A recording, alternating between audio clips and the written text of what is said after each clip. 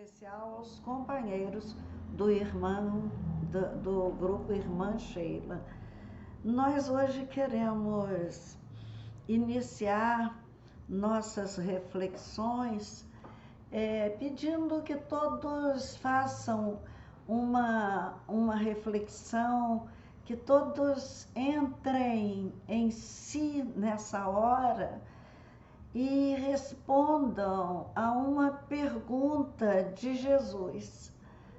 As perguntas feitas por Jesus aos homens, muitas delas nós ainda nem compreendemos e nem respondemos a essas perguntas de Jesus. E o interesse nessa resposta é nosso.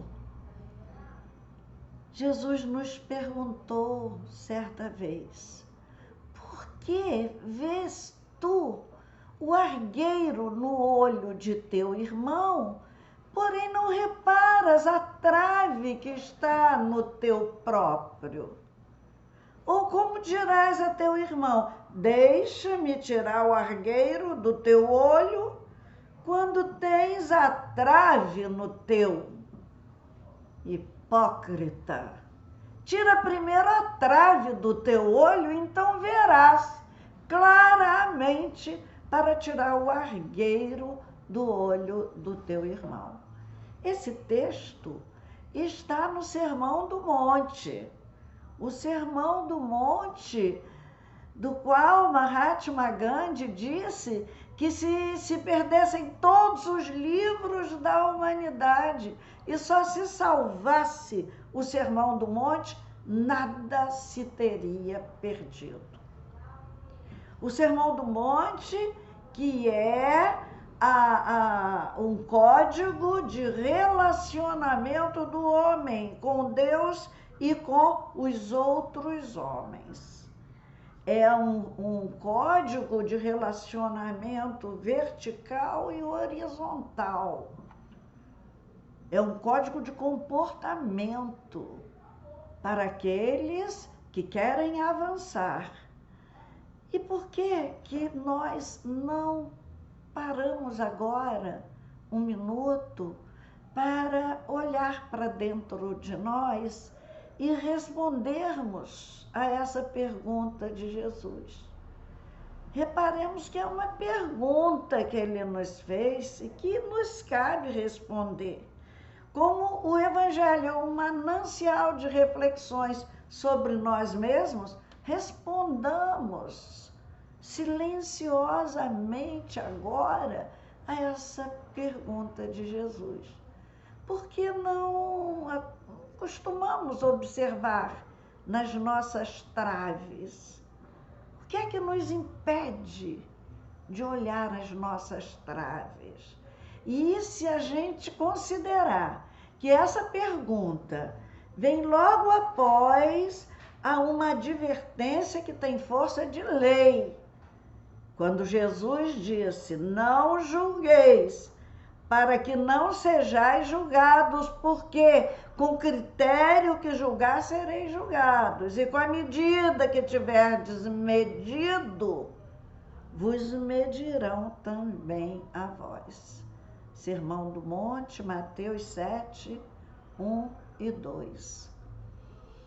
Ela é a continuação, essa pergunta de Jesus, é uma continuação da norma da lei divina que Jesus veio trazer.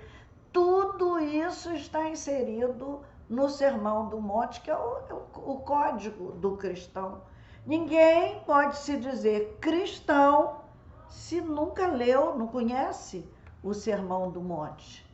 É o código nosso, do cristão.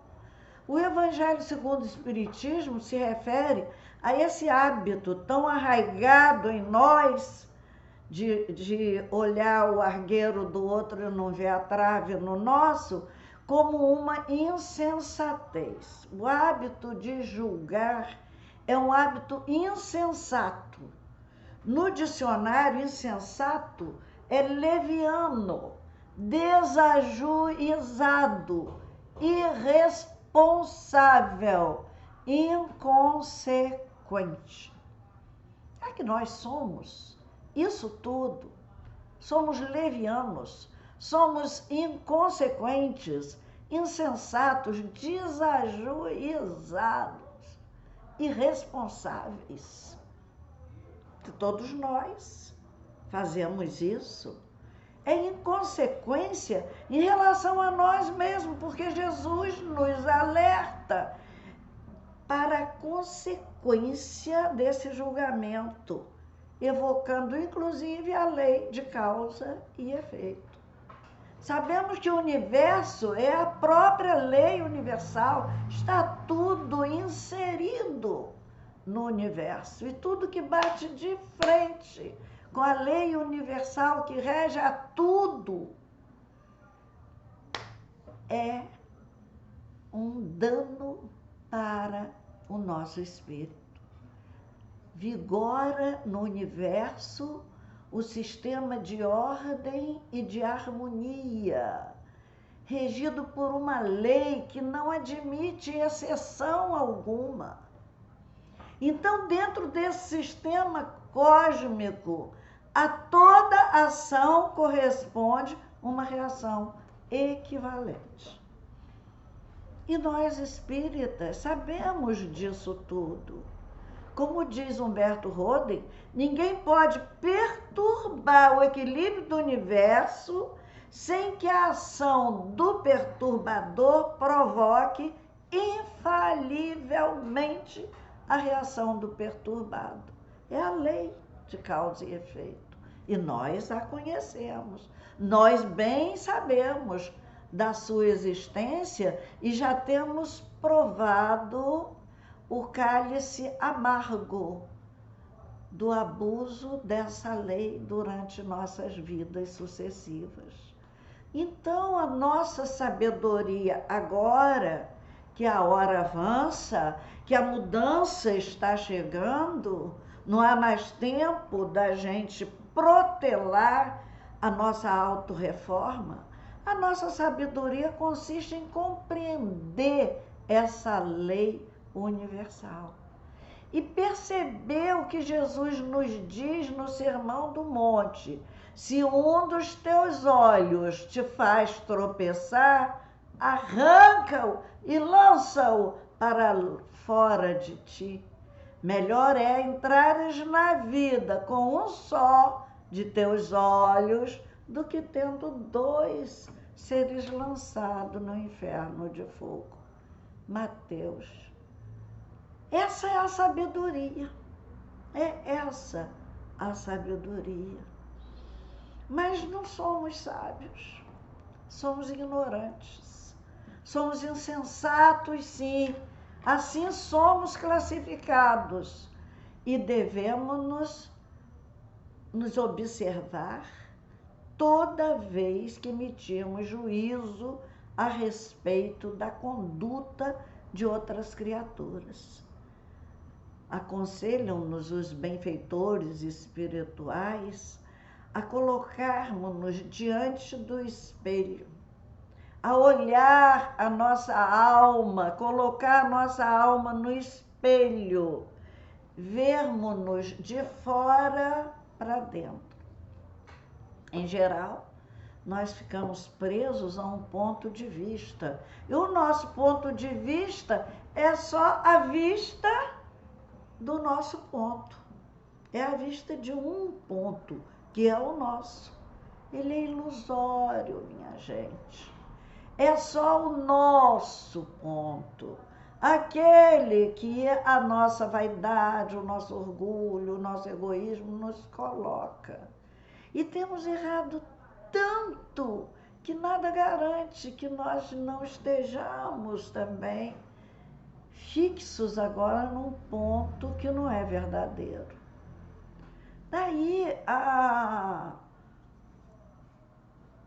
dificuldade da gente enxergar de verdade. E por isso nós fazemos crescer qualquer argueiro no olho de alguém e não enxergamos a trave no nosso. Em se tratando de pessoas, então, é muito perigoso julgar, porque as pessoas mudam constantemente. As dores, as lições, os livros, a convivência, os conselhos estão aí para operar uma transformação nas criaturas. E por isso a gente não pode julgar, porque elas são mutantes. Nós conhecemos de um jeito, daqui a pouco elas já mudaram. Meu Deus, como eu tenho visto nos meus relacionamentos, mesmo os mais novos, as pessoas que estão entrando na minha convivência agora, como as pessoas mudam. Como a imagem que eu tinha de uma pessoa hoje é o oposto daquela imagem que eu fazia. Então, nós somos mutantes, nós somos seres inconclusos ainda. O nosso orgulho nos dita essas atitudes insensatas. O orgulho é o contrário, a antítese da caridade. Analisemos o argueiro. O argueiro é um pequeno fragmento qualquer, algo que pode, sendo minúsculo, causa uma enorme irritação no olho, e é incômodo, e desconforta, primeiramente, aquele que o traz nos olhos. Então, quem tem um argueiro nos olhos é uma pessoa que está numa situação muito desconfortável.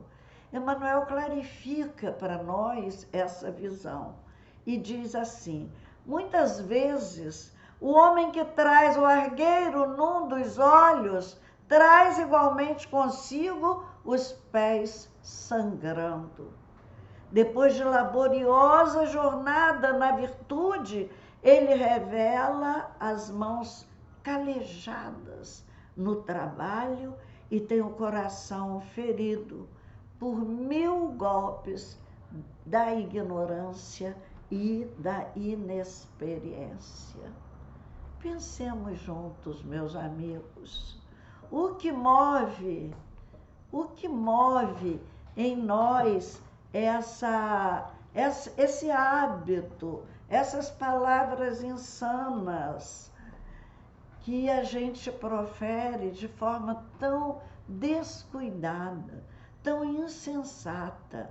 O que move isso em nós para julgarmos nossos semelhantes sem atentar no sacrifício que eles já fazem para estarem assim, como se nos apresentam naquele momento?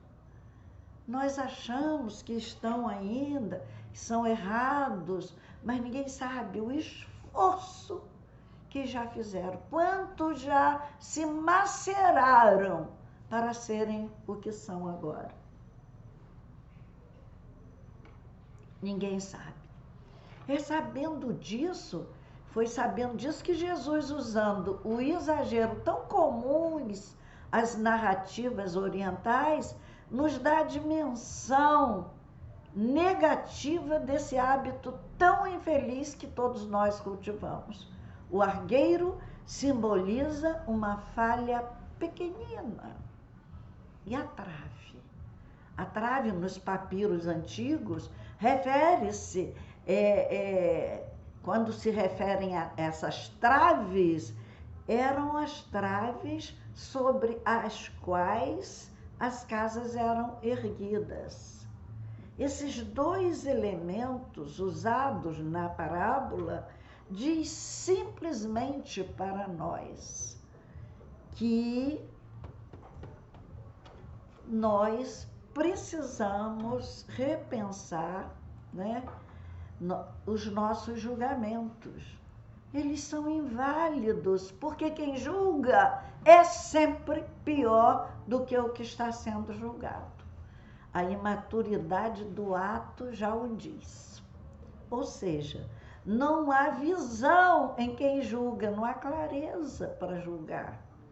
O que nos impede de ver a trave nos nossos olhos, meu Deus? Nossa egolatria crônica, causa da nossa cegueira, nosso egoísmo indica que nós, os nossos, somos melhores do que os outros. Quase sempre é isso.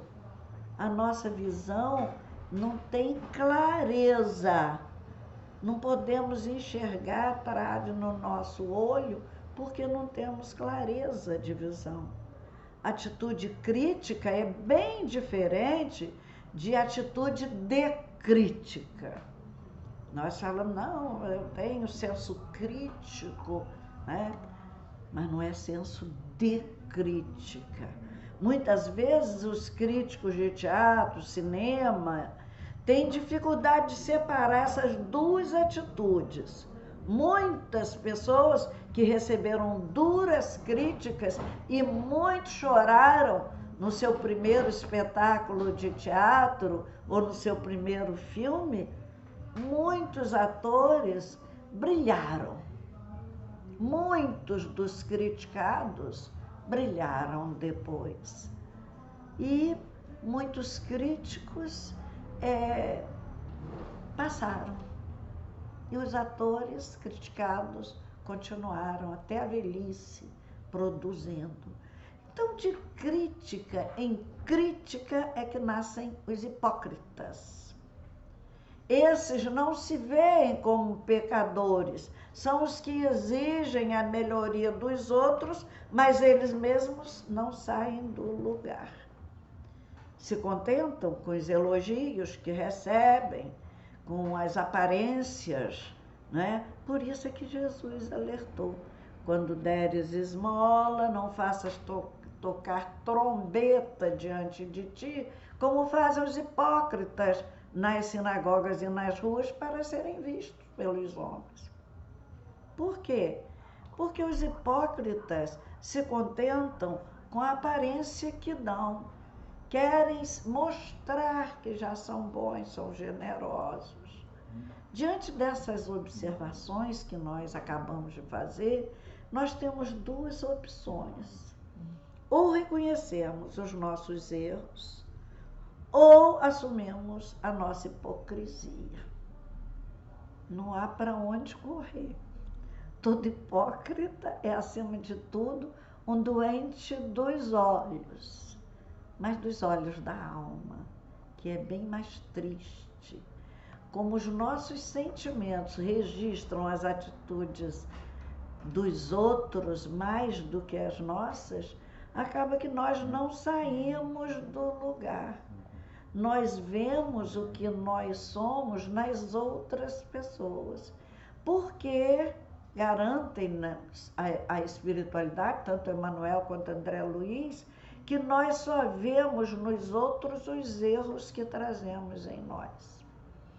Muitas vezes, alguns pontos de luta, como gosta de chamar André Luiz, o ladinho feio nosso, o nosso pecadinho predileto, como gostava de falar o professor Clóvis Tavares, nós vemos nos outros, mas não identificamos em nós. Nesse mesmo Sermão do Monte, de onde nós retiramos o texto dessa nossa reflexão de hoje, os olhos de Jesus são a candeia do corpo. Se os teus olhos forem bons, todo o teu corpo terá luz. Se, porém, os teus olhos forem maus, todo o teu corpo andará em trevas. Olho aqui refere-se ao olho do sentimento, a forma como nós vemos e avaliamos os fatos, as situações e as criaturas. Olhos como símbolo de luz, e luz da nossa inteligência interior, da nossa inteligência emocional.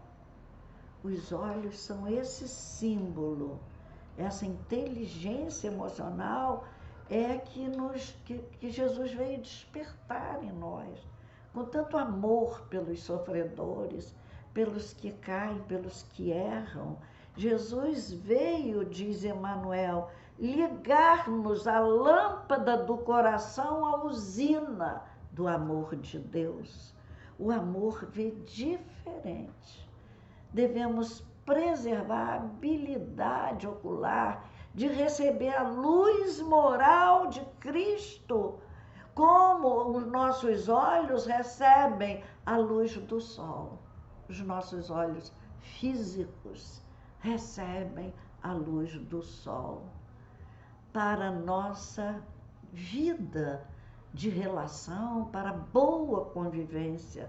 A visão espiritual é única. Aqui na Terra há, às vezes, transtornos de visão que as pessoas ficam com a visão dupla.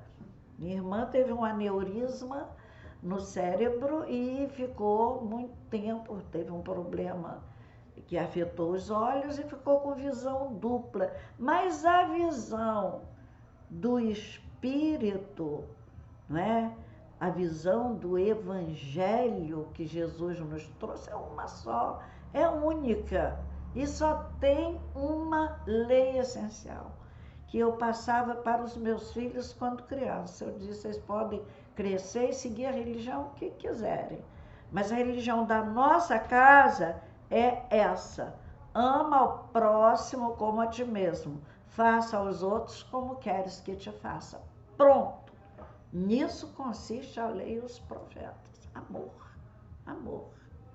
E quem ama não dificulta o sentimento alheio com críticas mordazes. De jeito nenhum. Então, no ambiente nosso, todo lugar, em todo tipo de convivência, nós temos que nos habituar a compreender, a desculpar, para sustentar o equilíbrio em nós mesmos e em nossa volta. Recebemos uma mensagem há algum tempo atrás, no nosso grupo Emmanuel, nossa reunião de desobsessão, muito bonita, em que o Espírito, falando sobre a energia que nós deixamos no ambiente que frequentamos, no lugar onde nós vivemos, e ele dizia que quando nos ocupamos das dificuldades dos outros, com comentários desairosos, que nós poluímos o ambiente em que nós vivemos, a nossa casa, o nosso templo, o nosso escritório, o nosso espaço de trabalho, enfim. O Espírito que nos ditou essa mensagem falava muito, pedia que a gente orasse no nosso ambiente de trabalho antes de iniciar o nosso dia de trabalho, para limpeza da psicosfera daquele lugar. Como é que nós vamos jogar, então, lixo no próprio ambiente em que nós vivemos, com conversas desarosas, pouco edificantes? Imagine que até os templos, que são, como diz André Luiz, até mesmo nas instituições mais respeitáveis do planeta, a fala é insensata. As pessoas comentam uns da vida dos outros. Já pensou templo sem ética e sem compaixão?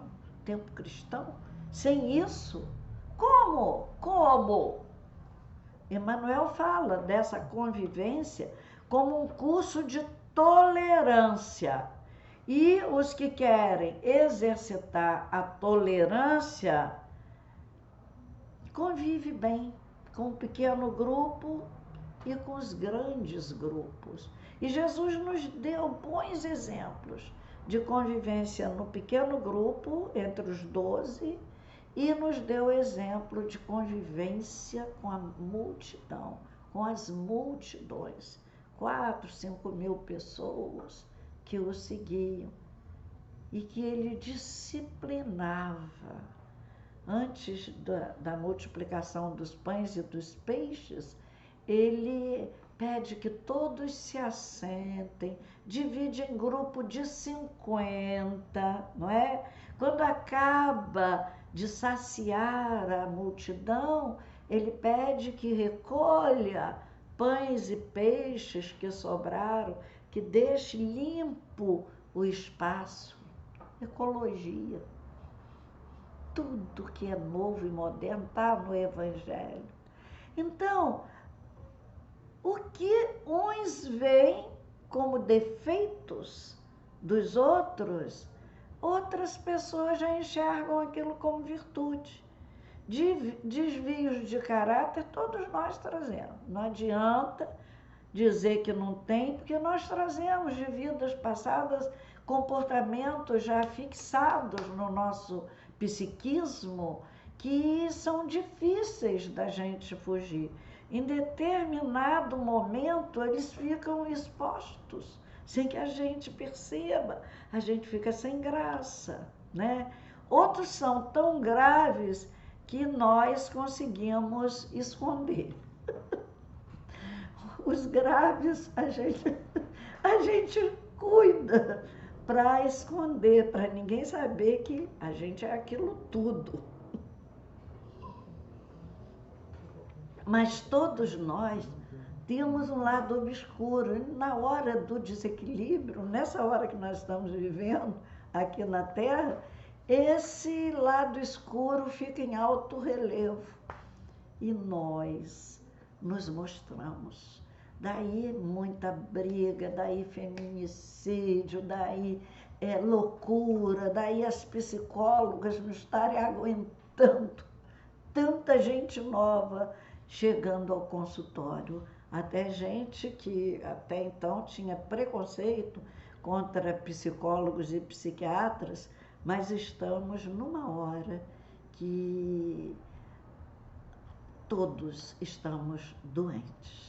Nossa atmosfera psíquica, nossa psicosfera, que é a soma dos pensamentos, das atitudes, de tudo que todos nós somos, trazendo de reencarnações passadas, é a soma da qualidade das nossas emoções e das emoções que nós geramos nos outros, porque Emmanuel nos garante que nós vivemos em regime de interdependência e repercussão.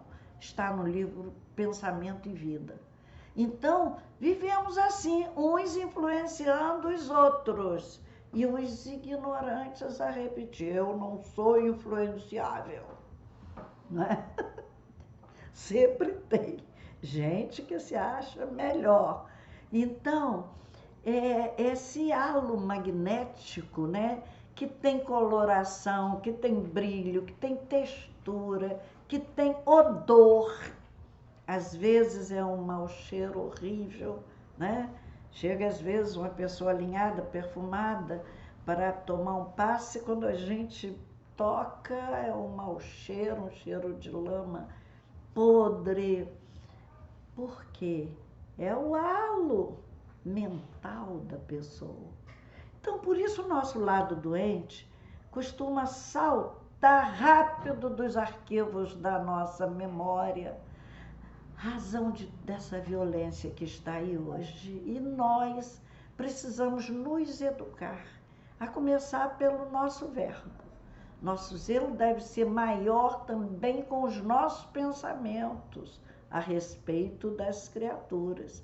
No livro Fonte Viva, mensagem 113, Emmanuel diz assim: comumente, pelo veso de buscar bagatelas, perdemos o ensejo das grandes realizações.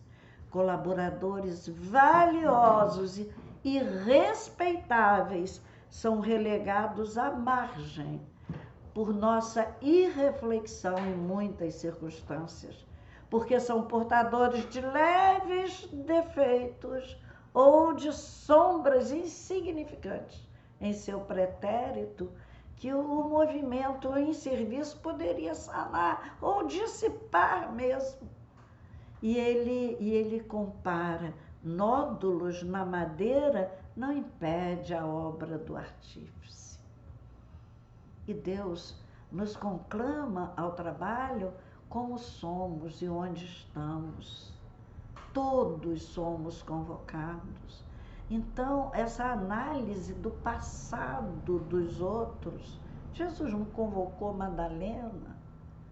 Por que nós temos o hábito de olhar o passado, os erros das criaturas, para impedir que elas, pelos erros que trazem ou que praticaram, elas sejam impedidas de aprenderem na nossa casa de luz? Que seria de nós se Jesus não nos desculpasse os erros e as defecções de cada dia? Outra pergunta, essa de Emmanuel, para a gente responder. Com Jesus, temos que olhar para os nossos companheiros com os olhos da esperança. Jesus não olhou o que Zaqueu era, ele olhou o que Zaqueu poderia vir a ser um dia, se ele o apoiasse. Por isso que é um diálogo de um só, porque Jesus não abre a boca na casa de Zaqueu. Só Zaqueu põe para fora as suas dores. Nossos erros são as nossas dores, são as nossas feridas, que devem ser tocadas com muito carinho, com muito cuidado. E diz Emmanuel, no cego Bartimeu, Jesus não vê um homem inutilizado pelas trevas, mas um amigo que poderia tornar a ver. E porque o vê assim, restaura-lhe a visão. Em Madalena não vê a mulher possuída pelas sombras, mas a irmã desiludida e sofredora. E porque a vê assim, restaura-lhe a dignidade. Em Zaqueu, não vê o expoente da usura e da apropriação indébita, devolve-lhe o trabalho e o raciocínio, a administração sábia e justa. Em Pedro, não vê o aprendiz inseguro e temerário e por isso transforma-o no baluarte seguro do Evangelho. Em Judas, não surpreende o discípulo ingrato, mas sim o colaborador traído pela própria ilusão. Essa página é linda, é o olhar de Jesus e está no livro O Viajor. Uma mensagem belíssima, tá longe, conclui Emmanuel. Busquemos algo do olhar de Jesus para os nossos olhos e a crítica será definitivamente banida do mundo de nossas consciências. O olhar da esperança nos esclarece que o companheiro não é aquilo, ele está aquilo naquele momento. Ele está assim. Nós somos seres em construção, somos todos caminheiros da evolução. E o ato de caminhar é que traça o caminho, como na roça, de tanta andança por aquele mesmo local, acaba nascendo ali uma trilha, no início pequenininha, e quanto mais gente vai passando, mais a trilha se abre, né? E há também aqueles aceros junto à cerca feitos para evitar que o fogo se propague pelo pasto. Então, o nosso silêncio sobre as dificuldades aparentes das outras criaturas pode se refletir como o nosso amparo a elas, como um acero que evite, né, um acero protetor que evite que o fogo de nossa falta de juízo, nossa insensatez, tome conta desse companheiro. Se abrigarmos o amigo infeliz momentaneamente, infelicitado naquela hora, junto de nós, em nosso trabalho, Ele traçará um novo caminho, será diferente amanhã, até pela força do comportamento nosso, né? A natureza não dá saltos em lugar nenhum. Emmanuel diz assim, a evolução é uma escala infinita, cada qual abrange a paisagem de acordo com o degrau em que se coloca. Então, depois dessas reflexões, vamos responder a Jesus. Por que esse comportamento terrível nos persegue? Onde está o mal? Onde está o nosso mal? Será a vaidade? Porque exaltando as dificuldades dos outros, nós queremos a exaltação de nossas virtudes, que às vezes não ficam bem visíveis. Kardec fala assim, com efeito, como poderá um homem bastante presunçoso para acreditar na importância de sua personalidade e na supremacia de suas qualidades, possuir ao mesmo tempo abnegação bastante para fazer ressaltar em outrem o bem que o eclipsaria, em vez do mal que o exalçaria. Kardec era muito racional, perceptivo. Ele percebia tudo em volta e analisava a conduta dos seres humanos assim, com uma clareza que nos espanta ainda hoje. Emmanuel diz assim, descobrimos nos outros somente aquilo que somos. É só. É ficar quietinho com os defeitos dos outros para não mostrar que nós somos aquilo. Se a gente não quer se expor, né? Emmanuel diz, a serpente carrega consigo o veneno que veicula e o escorpião guarda em si próprio a carga venenosa que ele mesmo carrega. Então, amigos, esse nosso comportamento é vaidade? Será orgulho? Kardec também que nos diz, é o orgulho que induz o homem a dissimular para si mesmo os seus defeitos, tanto morais como físicos. Se víssemos nossos defeitos, talvez não apregoássemos os dos outros. É Kardec ainda que conclui, o orgulhoso se encontra na base, o orgulho se encontra na base e como móvel de quase todas as ações humanas. Será insensatez se Jesus nos avisa que seremos julgados com o juízo com que nós estamos julgando, não é? E nós continuamos sabendo disso, tendo registrado isso, continuamos a proceder assim, somos insensatos mesmo, irresponsáveis conosco mesmo. Então a injúria aos nossos semelhantes é a zorrague mental que nos chicoteia e vai nos chicotear muito. Todos nós temos compromisso com a justiça. A perfeita justiça nunca se expressa sem a perfeita misericórdia. Emmanuel. Então nós temos que fazer julgamentos misericordiosos das criaturas. A palavra é uma energia que liberta raios de natureza dinâmica. Por isso, tem poderes que nós todos desconhecemos.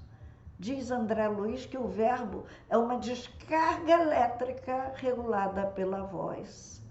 E a voz reclama ar puro do mundo interior. A voz, para se expressar como forma de materialização do nosso pensamento e dos nossos sentimentos, reclama limpeza interior. Meus amigos, tanto tempo depois que Jesus veio ao mundo, nesse momento de um aceleramento nas mudanças que esse mundo precisa fazer. Será que já não é hora de destravarmos nossos olhos? De arrancar essas traves do egoísmo, da vaidade, do orgulho, da insensatez que nos faz ferir tanto outros irmãos nossos? Jesus foi vítima do verbo humano. Judas conversou com os fariseus, fez a transação comercial e levou Jesus à prisão. Falsas testemunhas depuseram contra ele, como registra Mateus. Da negação de Pedro também. Mulher, não conheço esse homem. Foi vítima da negação, foi vítima dos insensatos que o conduziam preso e zombavam. Profetiza quem te bateu. Jesus foi vítima das palavras arrogantes dos sacerdotes. Se és tu Cristo, dize-nos. Jesus foi imolado com aguilhões venenosos das palavras, sim, porque aguilhões são feitos de palavras também. A quem temos, é a reflexão final, a quem temos imolado com nossas palavras. Concluímos que para usar bem nosso verbo e evitar julgamentos precipitados, todos devemos antes nos preocupar em ensinar com exemplos no trabalho diário, ativo, em amparar com doçura, sem críticas, sem arrogância, e a repetir com paciência que norteia os atos amorosos. É o que nos indica Emmanuel. E é também o que nos pede a alma singela de Maria Dolores, porque todas as pessoas que hoje nos julgam, nos acusam, nos ferem, nos maltratam, usando o seu verbo por aguilhões cruéis, todas essas pessoas viverão. Emmanuel tem uma página linda, não me lembro o livro agora, eles viverão. Linda essa página, sobre essa situação. E Maria Dolores diz assim: alma querida, se alguém te apedrejou o coração, não plantes ódio na alma contundida, nem planteis em vão. Sustenta no caminho da esperança o perdão por dever. Não te deis a vingança, esse alguém vai viver. Dá sublimado amor que o mundo nem descreve. E se alguém te despreza com mentiras, não repliques de leve, nem lamentos profiras. Segue em frente, na paz em que te escondas, abraçando a humildade por prazer. Por maior que seja o insulto, não respondas. Esse alguém vai viver. Seja onde for, se alguém te suplicia sob golpes brutais, não reclames, não perca a alegria, nem te azede jamais. Procure esquecer, infeliz de quem ri na capa de agressor. Esse alguém vai viver. Escuta, alma querida, quem ofende ou se põe a revidar, atira fogo e lama a própria vida, compra fel e pesar. Cultiva a compaixão serena e boa, envolve todo o mal em bem-querer. Ai daquele que fere ou que atraiçoa. Esse alguém vai viver. Um grande abraço a todos. Muito obrigada pela atenção.